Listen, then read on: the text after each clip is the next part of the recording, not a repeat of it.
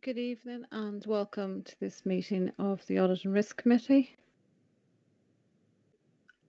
I'd like to remind everyone that this meeting is being streamed live on our website.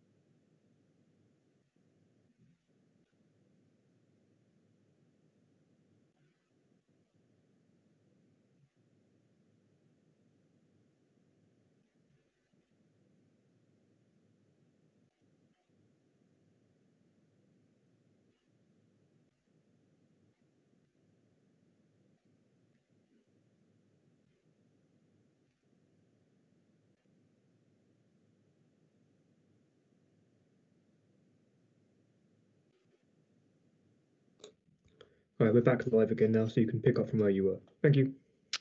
Okay, thank you. Any councillor with an interest in any item should declare it and keep their audio and video off when it is being considered. They will not be included in any vote on the subject. And when it comes to a decision on any of the recommendations or motions before us, I will assume that if nobody says that they oppose them, everyone will be in agreement. If anyone says that they are opposed, I will ask for a formal vote to be conducted. If we lose live stream on the website, I will adjourn the meeting for 10 minutes and hopefully the problem can be fixed.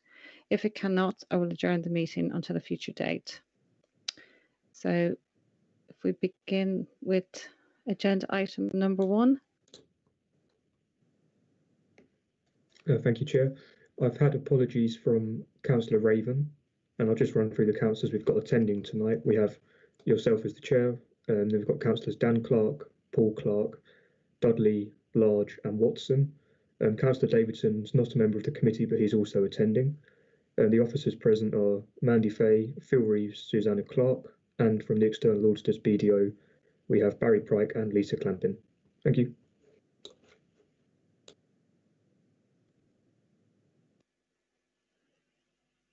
Okay, thank you. I'm moving on to agenda item number 2, the minutes from the last audit and risk. Is everybody happy with the minutes as they were recorded at the previous meeting? Great. Okay, thank you.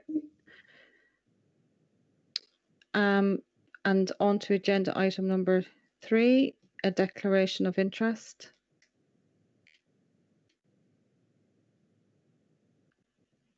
And I guess there are no declarations of interest. So if we move on to item number 4, which is public questions.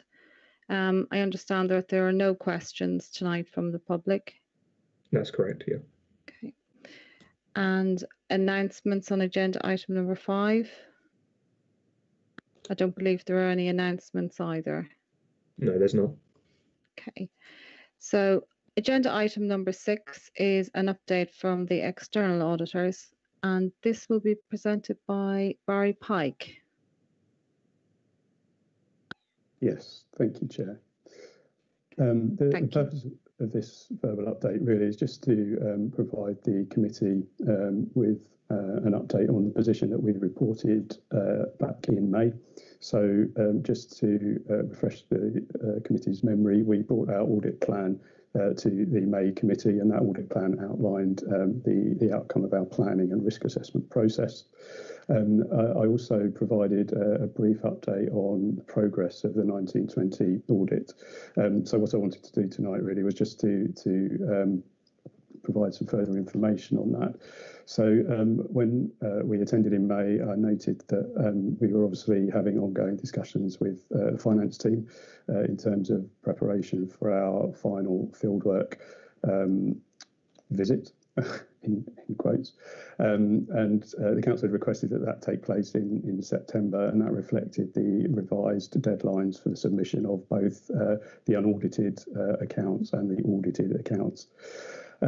We have, since we met in May, we have continued to refine our resourcing position. So we do now have resources in place to undertake that audit during September. We've continued to refine it, so we have provisionally agreed a start date of the 24th of August as part of our ongoing review of our resourcing position, and just to make sure that the best team's in place, we now intend to start on the 1st of September. And our fieldwork will run through until the first week in October. We intend to have the audit work substantially complete by early October. However, there will, as is always the case, be completion procedures that will still need to be completed beyond that date, and we will complete those much nearer to sign off, which, as we understand it at the moment, the council are hoping to approve the audited statement of accounts towards the end of November. So there will be some audit procedures that we can't complete until we're much closer to that date.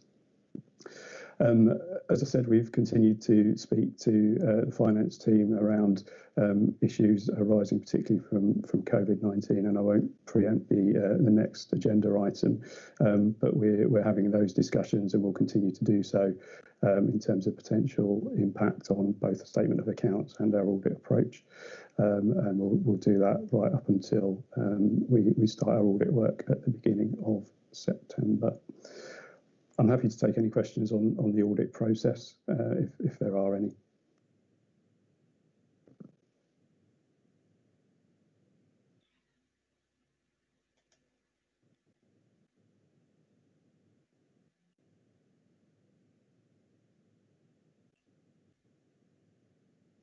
Are there any questions on agenda item number 6?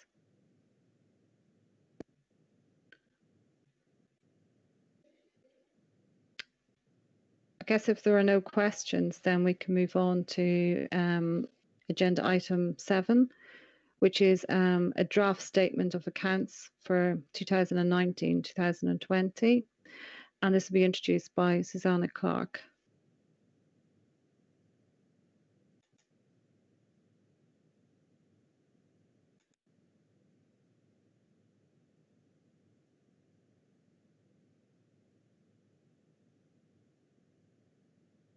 Okay, let me get it off. Right, traditionally we would not bring you the draft statement of accounts. We would only bring you the final statement of accounts after the audit has considered it. This year is an exceptional year because of the problematic changes that the COVID-19 epidemic has brought forward. As a result, we think that there are some increased risks to the figures within the statement of accounts, and we wanted to bring them to your attention, and therefore for you to consider the draft statement accounts as well. We'll have a presentation prepared for you, which will sort of walk you through the statement of accounts, as well as highlighting all these risks that are within the statement of accounts. So I will try to share that presentation with you now.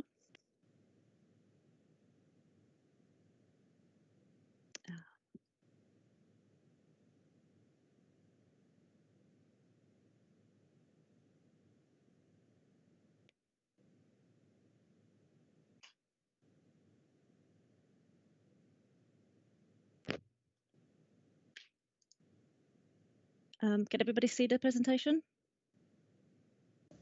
No. Okay, right, let me. Yeah, Now it's it's coming. Yeah. Oh, yes, Yes. We got it on the screen now. Okay. yes, thank you. Right. Okay.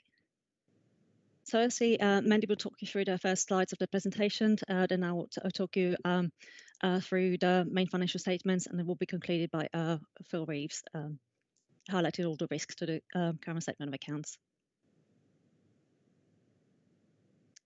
Okay, thank you, Susanna. I'll kick off the presentation. So good evening and welcome to everyone to this session. And as Susanna says, what we'll be doing tonight is focusing on the draft statements of accounts for 2019-20. And we'll work through this set of slides that starts by covering a broad outline of the committee's responsibilities in relation to the statements, and then we'll move on to some of the messages in the core statements and key items for consideration in the draft accounts.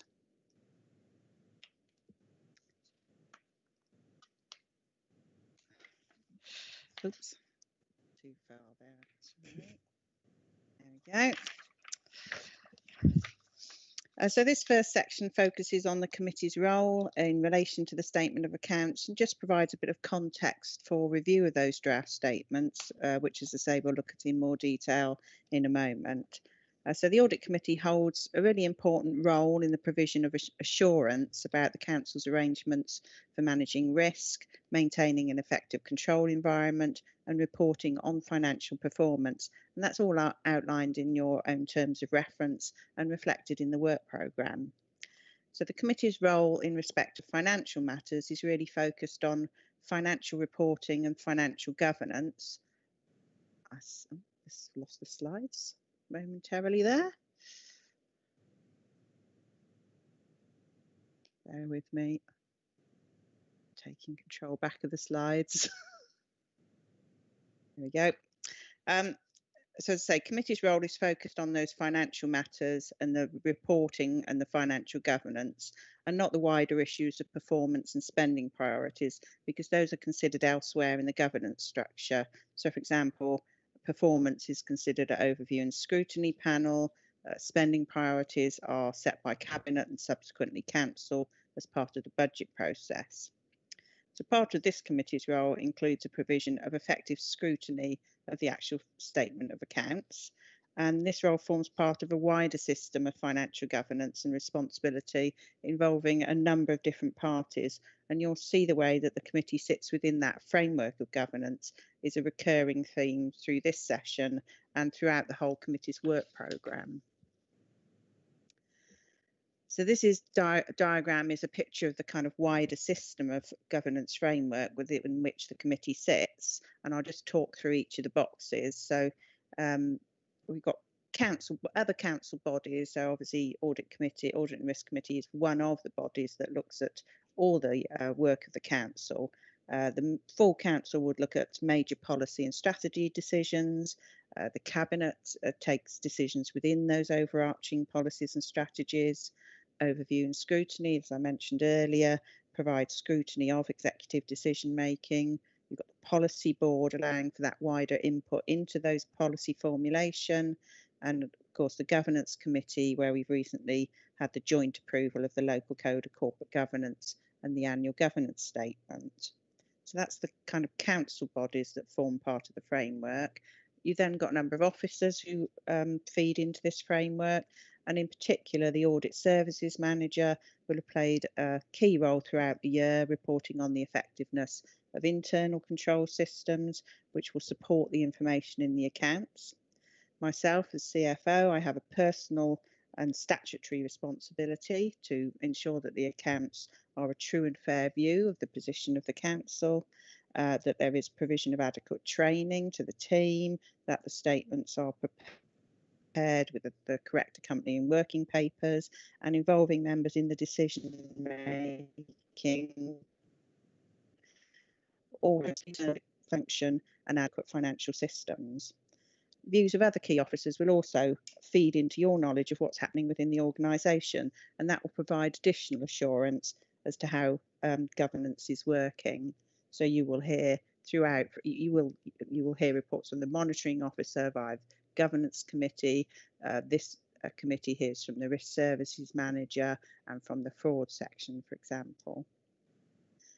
Externally, external audit obviously provide external scrutiny and challenge and ensure that the accounts comply with the statutory requirements and proper practices have been observed when compiling the accounts. They'll express their opinion on the accounts and the council's use of its resources, or what's known as its value for money conclusion.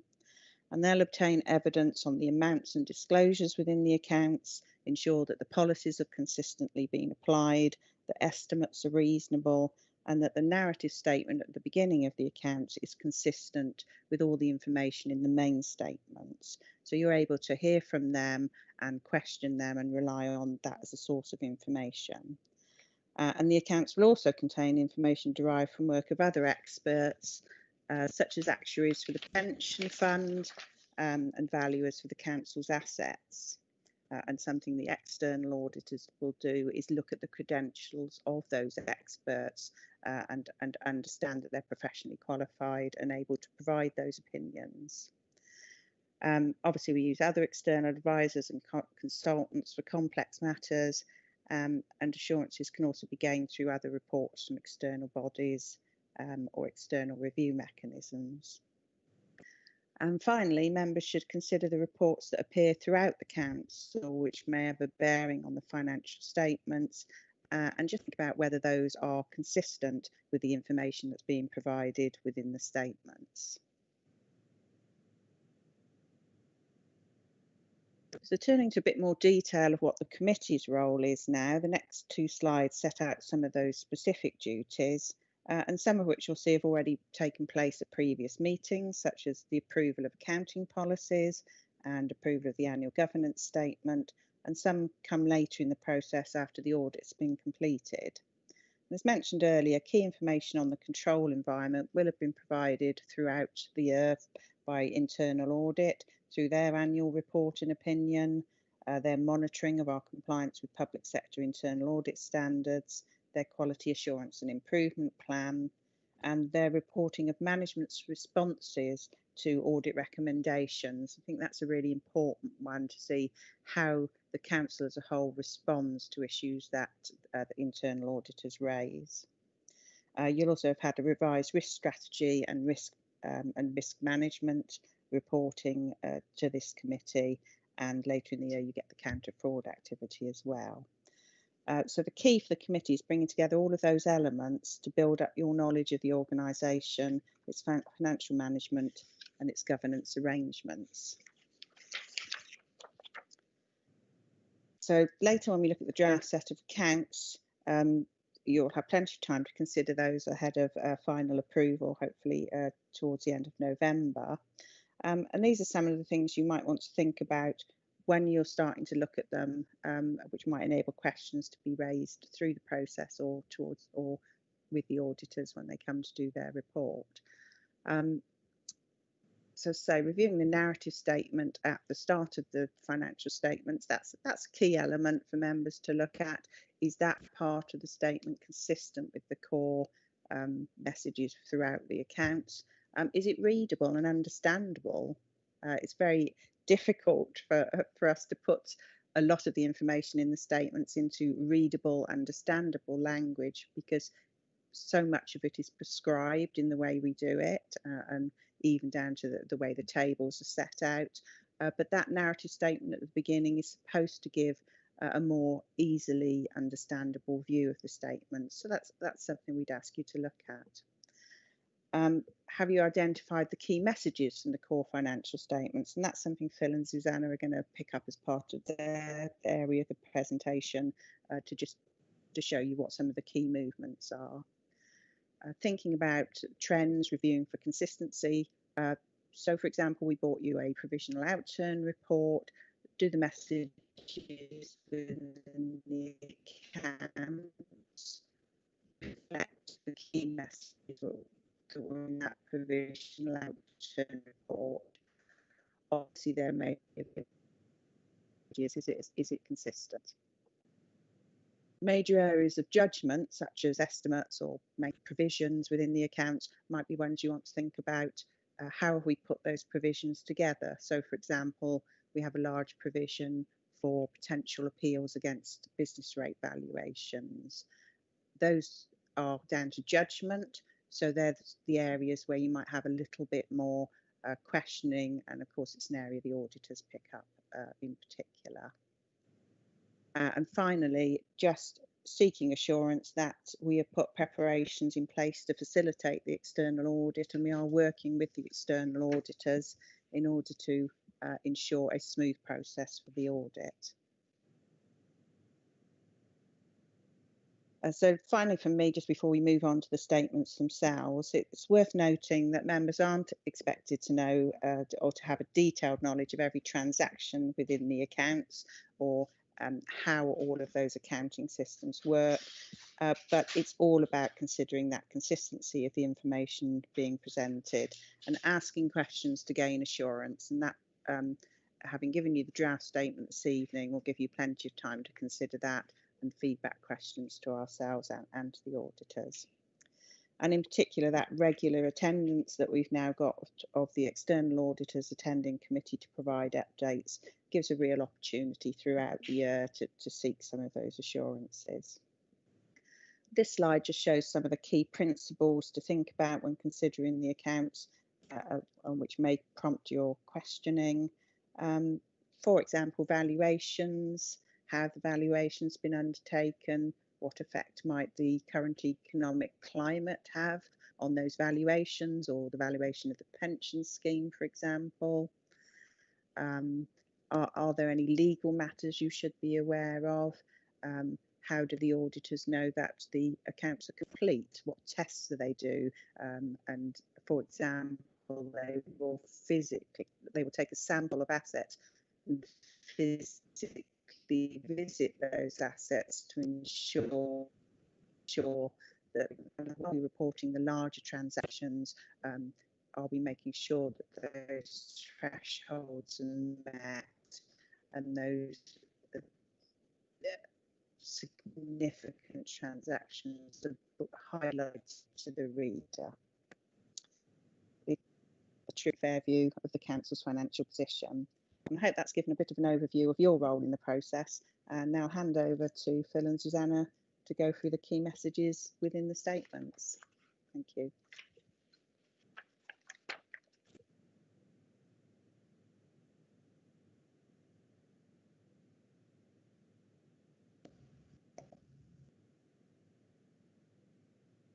Susanna, where are you? Ah, there you are. You're on mute.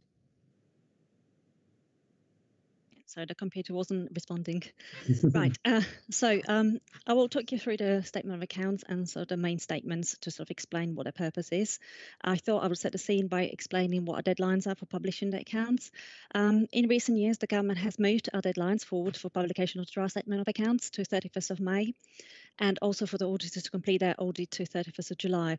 This was to enable the government to compile information across all public sector bodies and to produce government accounts to give a complete picture of the financial position of the public sector.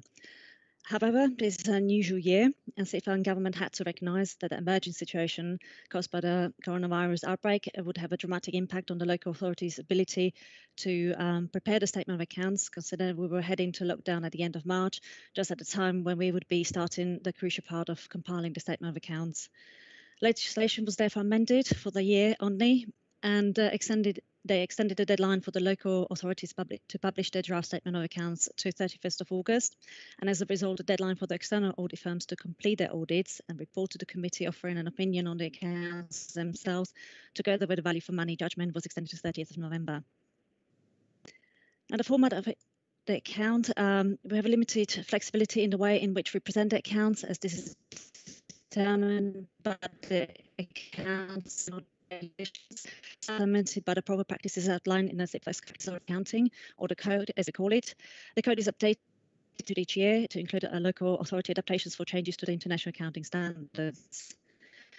It is very large and complex, adding any value, but if we were to remove them, any such elements, we are likely to have our accounts qualified. So I would now talk you through the actual statement, and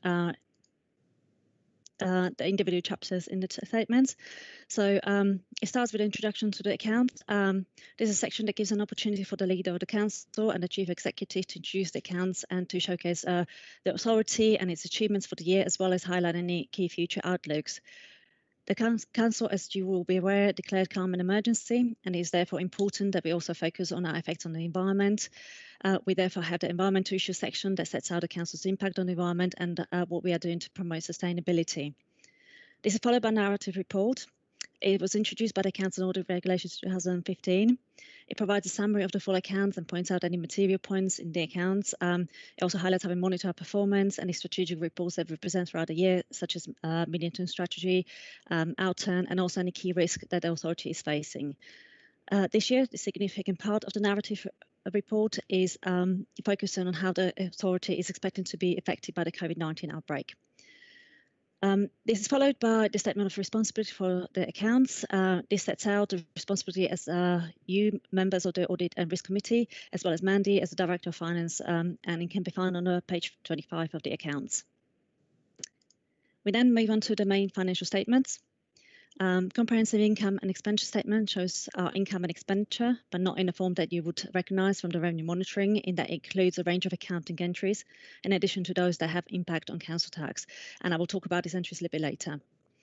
The movements of reserve statements shows how our balances, our reserves have moved from one year to another. And in the case of general fund, removes the accounting adjustments from the general fund into unusable reserves and shows the true general fund position. The balance sheet shows our assets and liabilities split between the various classes and into long-term and short-term. Also, it shows the reserves split between usable and unusable reserves, usable reserves being those that can be used to fund expenditure or reduce local taxation. Unusable reserves cannot be used to support services and include, for example, gains and losses where amounts can only become available once the assets are sold. The cash flow statement shows the money we spend and collect in cash terms, i.e. the physical flow of cash. Now, these main financial statements are then supported by the notes. These provide further explanation for figures included in the financial statements. Where a figure is explained by a note, no number is shown next to that figure. Notes also include our general accounting policies. Accounting policies relating to particular note that account are included within that note. These accounting policies were agreed by members of this Audit and Risk Committee at its main meeting. The next section is collection fund. Collection fund shows the throughput of council tax and the are collected. It is worth remembering that we collect council tax anonymous rates on behalf of the government, Essex County Council, Police, Fire and parishes, as well as ourselves. Hence, it shows that we collect over 197 million. Unfortunately, we don't get to keep all of that.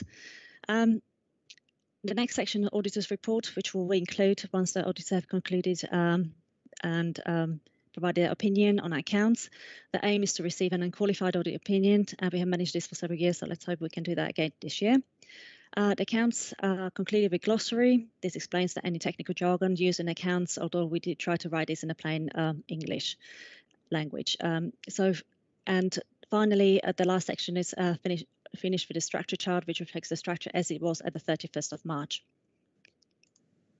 So the purpose of the accounts and some of his statements is to show how it can be compared with other organisations, including private sector, how unlikely the comparison is. But we also have statements that showed us they exclude the statutory entries and therefore show us how we use the council tax that we collected. Now, I'll try to show you the reconciliation of the general fund to the income and expenditure statement. So as I have previously mentioned, income and expenditure statement includes accounting transactions that we are required to make under generally accepted accounting practices. These are reversed out in movement in reserve statement to show us the true general fund position. This table shows you how the movement in balances reported in the revenue outturn report is reconciled to income and expenditure statement. When we presented you with the outturn report in May, we stressed that this was a provisional outturn. This was due to the delays in obtaining some information because of the coronavirus outbreak.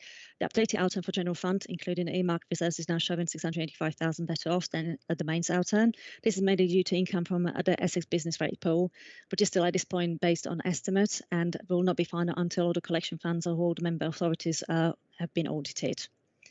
So here you can see the general fund being amended by the accounting adjustments arises surplus or deficit on provision services of 30,169,000, as shown in the income and expenditure statement. So to show you the figure in the income and expenditure statement, here is the 30,169,000.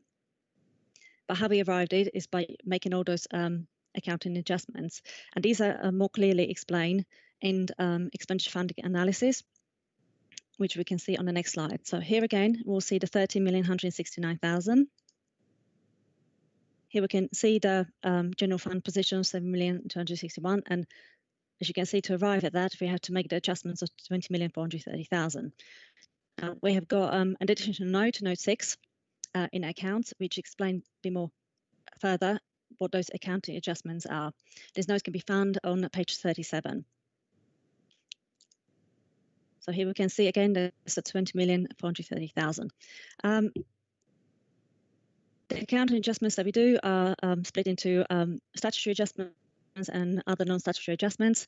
Other non-statutory adjustments are generally sort of presentational adjustments between where something in an income statement in the different lines. This could be like internal recharges or investment properties. Statutory adjustments are those generally acceptable practices that we have to include in their statements to be comparable to other authorities. So I'll talk you through the more significant ones. So capital charges, this include depreciation and impairments, asset revaluations, which is for investment properties, and some revaluations of property, plant and equipment. Also grants, which can be given to us with no condition and therefore pass through the income and expenditure statement and are then reversed out into capital grants unapplied reserve. Or it could be a grant that has a condition and the grant is then reconciled only when we spend it or the condition is met. For pensions, this will be to account for the difference in actual contribution made to the pension fund and estimated liability made by the actuary. And for collection fund, this will be dealing with any timing differences and recognising non-domestic rates and council tax. The actual timing differences are then dealt through the deficits and surpluses on collection fund. And I will now pass over to Phil. I think the slides seem to have disappeared, I'm afraid, Susanna. Okay. I can see them on my screen. Okay, it might be me then. There we go. No, it's coming back now. Okay, I can try and take control. Right, go on to the first of my slides, as it were. It says exceptional year. I think that maybe I could have found a better way of describing it. It's certainly the point I want to make, though, is it's been difficult for many reasons, but one of the reasons for us as a finance team is producing the accounts. I've given 3 reasons on the slide as to particularly why. The first is working from home. It was a shock to us all. We're not used to, as a team, working without paper as well. It's been quite remarkable the amount of paper that we've avoided using. It's been a real benefit. The way we produce the papers has had to be different. The way we've interacted has to be different. So we still think we've done very well in producing the accounts, but there are challenges within that. And I think the most significant one is the lack of clarity about the impact of COVID-19 on finances, organisations, and just generally the future. What I mean by that, within the accounts, there are subjective judgments. It's not hard numbers in some cases. Mandy mentioned the NNDR appeals, there's bad debt provisions in there, and there's valuation issues. All these things require people to make judgments about the values that were put in the accounts. So those judgments have been exceptionally difficult because during a period of lockdown, obviously you're sitting there and you're in a very strange environment and you're trying to make judgments about the future and future behaviour. The other difficulty has been income cut-off. Well, what do I mean by that? Well, at the end of every financial year, every financial period, you have to make judgments about where income might belong. Does it belong in last year? Does it belong in this year? This should be straightforward judgments. But what is might have sent out an invoice for work that we've done previously. Prefer not to do that. We tend to bill in advance. But these timing differences have to be spotted and put into the right period. So if works haven't taken place, then we probably shouldn't be billing for it. Simple rule in that period. So we've had to do a lot of work looking at cut-off. But when we move on to the next section here, which I want to talk about, is the risks that we've now got because of these problems. And those risks are that the figures could be revised quite heavily as part of the audit process. They shouldn't be, but there is that risk this year, and it's the highest I think I've ever seen it. I've given the 3 reasons here, and that will go back to that income cut-off reason. as a team, we've had to process a lot of refunds. When COVID first hit, we had to refund all the car parking income that we billed for the quarter in advance, the markets, some of the leisure centres, the direct debit memberships, we had to reprocess those. And with some people had deferred income. All these things affect the workload of the team, and we had to put in a lot of work. But not only that, they also affect trying to identify what income belongs in what year. So it comes back to, I think there's more risk that we may have missed a transaction and it's gone into the wrong year. The difficulty that creates is the auditors quite reasonably really go through and undertake samples of the year-end transactions. They do this to try and to make sure that everything is in the right year. But if they pick in their sample something, one transaction or maybe two, that are in the wrong period, then they, again, not unreasonably extrapolate that and assume the rest of the transaction, the rest of the population of transactions has that characteristic, they're in the wrong year. So what can be quite a small error picked up can be extrapolated into a larger one. And that could run into a few hundreds of thousands of pounds. It may run into nothing. But the point is with the work can be more comfortable. The next part is those subjective valuation questions, and particularly regarding the assets. I've got a quote here from our valuer, and what it says is material uncertainty. What this basically means is the valuers look at transactions within the property market to try to assess what the property values we have are worth, what the assets we have are worth. What they'll do is they'll look to see if a transaction occurred elsewhere in the market for a similar property to rehold, and they can reach a judgment about value. Clearly, in the basis of lockdown, those transactions weren't happening, and it's quite difficult to make an assessment of value. Additionally to that, obviously, you've got the risks that you having to assume something about the future within that as well, about how activity within that asset or its value in the future is going to be assessed. And finally, to add to our challenges, as it were, we've appointed a new valuer. The new valuer is much more effective than the last one at delivering on time and what we believe is a better product, but that will immediately flag up to the auditors that there's an additional risk. And that risk is obviously a new valuer coming in. So on the next slide, I try to identify how that could affect the accounts. So the slide I'm showing here it's on page 20 of the accounts. It's the top half of the balance sheet. And on the right-hand side, we have the value at the 31st of March 2020, property, plant and equipment. That's perhaps the first one to focus in on. Within that £227 million, there are £100 million worth of land and building assets. Those land and building assets are the ones that we deliver our services from, the leisure centres, the car parks.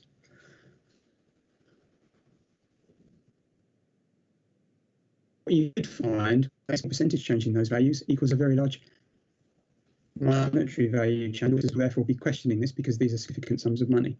So the auditors will wish to challenge these. And the problem for the auditors and ourselves is obviously that the values have already recognised that there's material uncertainty.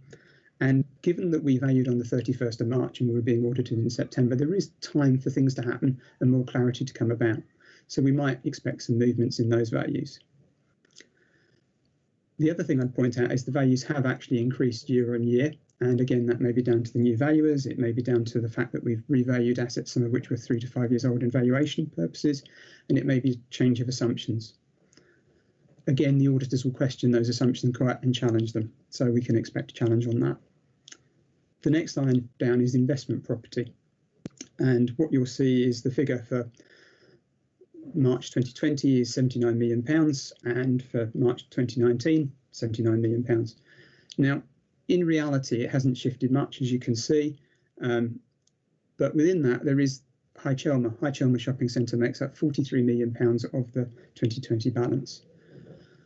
High Chelmsford Shopping Centre, well, we know what's happening with COVID. Shops aren't being used. There's lots of queries at the moment about whether shops can continue, whether they're going to go bust or not. This, again, is an area where the auditors not unreasonably are going to challenge the assumptions of the valuer. And as the valuer has said, there is material uncertainty. So there is a risk going forward. The valuations we have are the best that we can get, but it doesn't mean that between now and the audit that they won't be reassessed. Now, what I would point out with these changes in valuation is that they don't actually affect the real day-to-day finances of the authority to deliver its services. The movement in valuation doesn't mean there's less money in the bank. What it might indicate, though, is that the future earning potential of an investment property is lower. It might not. It might just be changes in terms of whether the market perceives a shopping asset as something that's attractive or not. It may not change the income earning potential. But these are things that will come out during the audit, which is why I identify them as a risk. If we look at the bottom of the page, there is a figure of 260 million. That is the council's net assets or net worth. And on the next slide, I'd just like to briefly go through how we funded that net worth. Where does the money come from to pay for all those net assets? Well, the top table shows that actually our net worth is funded from reserves. Now, Susanna mentioned it earlier. Some of those reserves are unusable. In this case, £207 million worth of unusable reserves. What they represent are the revaluation adjustments. So they're the flip side. So we've revalued assets up. High Chelmsford might have been only worth 100,000 when we acquired it in 1972. It's now worth 43 million. To increase in value, you have debit, credit, and the other side of the entry of the increase of the values is the unusable reserves. I won't dwell too much on those. The important figure really is the usable reserves. That's the bit that really affects the day-to-day running of the finances. And that's 53 million in this table. If we look at the bottom table, it's then broken down into general fund, capital receipts, capital grants unapplied, giving a total user reserves value of 53 million. If we focus in on the capital receipts first, they are effectively asset sales where we've kept the money back and we can use it to fund capital expenditure in the future. It cannot be redirected to revenue funding. And the next line is capital grants unapplied. In the case of our authority, that's mostly Section 106 and SIL funding. And again, the majority of that can only really be used to fund capital expenditure. Possibly the most relevant one at the moment is the general fund balance, which is actually the revenue reserves. That's actually made up of £10 million worth of unearmarked reserves, which are available to fund unexpected costs or COVID type costs, those sorts of things. And then another 8 million of reserves set aside to fund specific things like insurance and pension liabilities. So those are the real cash figures. I haven't got much more to say about the presentation of the accounts. What I really need to do with the final slide is talk about what the next steps are for the accounts. Members of the Audit Committee, in terms of the accounts we present tonight, are asked to consider them, and that consideration lasts throughout until the Audit Committee in November, when the auditors will report back with their comments on the draft accounts and any recommendations for changes and a value for money judgment. The auditors will be on site in September and October, as has been referred to by a few others this evening. And what will happen in the November meeting, when those accounts are represented, is the Audit and Risk Committee will be asked to approve them if they're happy with them. And if they are happy to approve them, then the chair of the committee and the director of finance will sign the accounts, and I mean physically sign them in November, and they'll hopefully be published on the 30th of November. I think that's it in terms of the presentation. And Chair, are there any questions?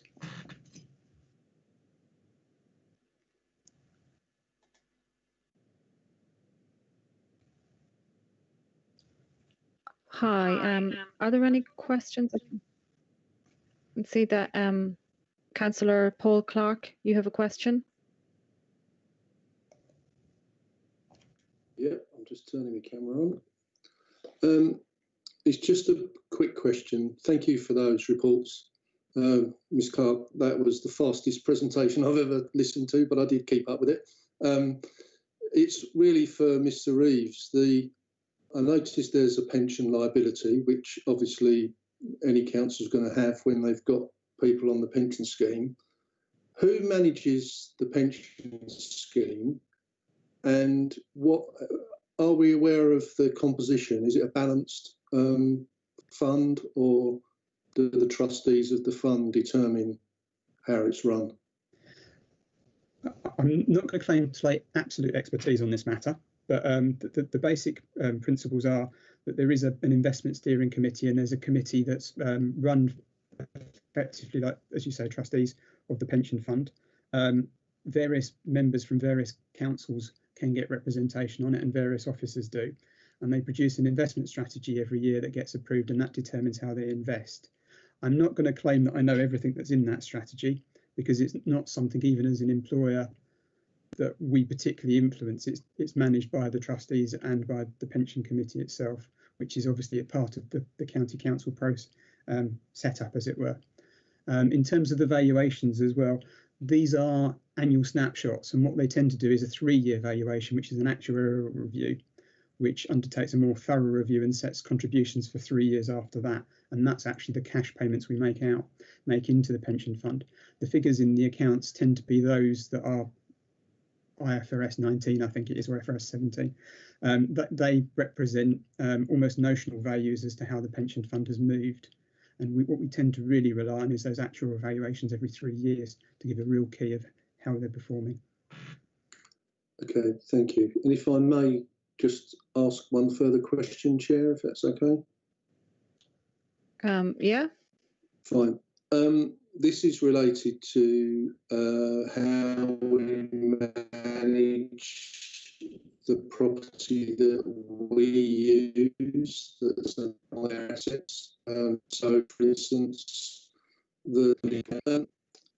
in other industries I've worked in, the accountants always like to operate a cost centre process.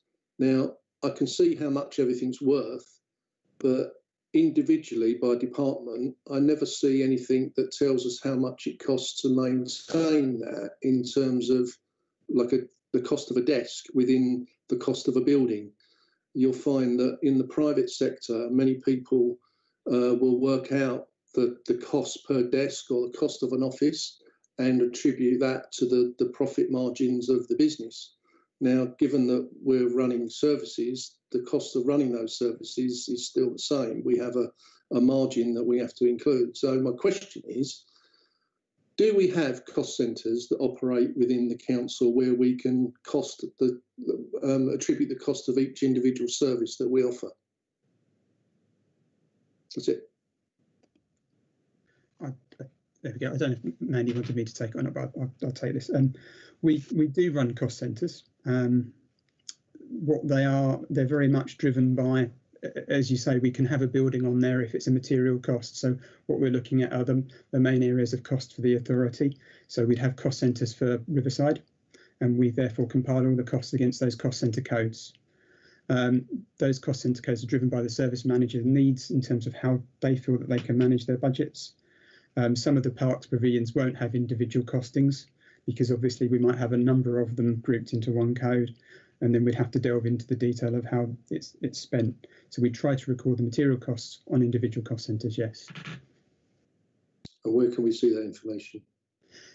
It is very detailed information. So it comes back to, we could run off pages and pages of it because there's probably several hundred cost centres. I'm not trying to put you off. I'm trying to say sometimes it might be better if you identify particular areas and then we can produce it, because it is information that forms part of the accounts and therefore is available. Okay, the reason I ask is obviously we're looking at very sort of early days of this, and you've just said that in a few months' time we look at the final sort of document.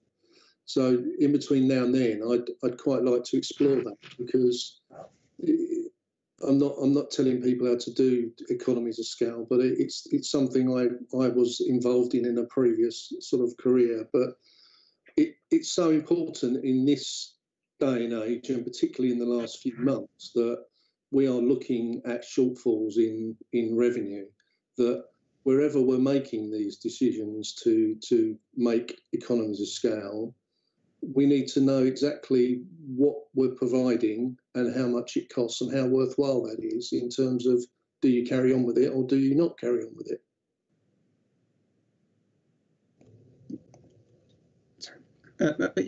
Quite obviously happy to provide information, and maybe that's something I can contact you about afterwards and see what you need.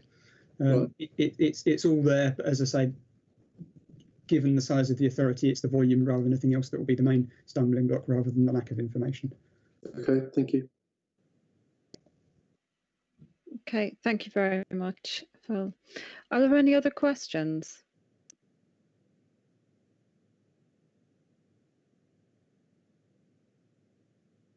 No. So thank you for the presentation, and it's recommended that the committee considers the draft statement of accounts for 2019-2020.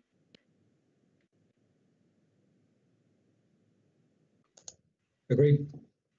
Thank you. Agreed. Thank you.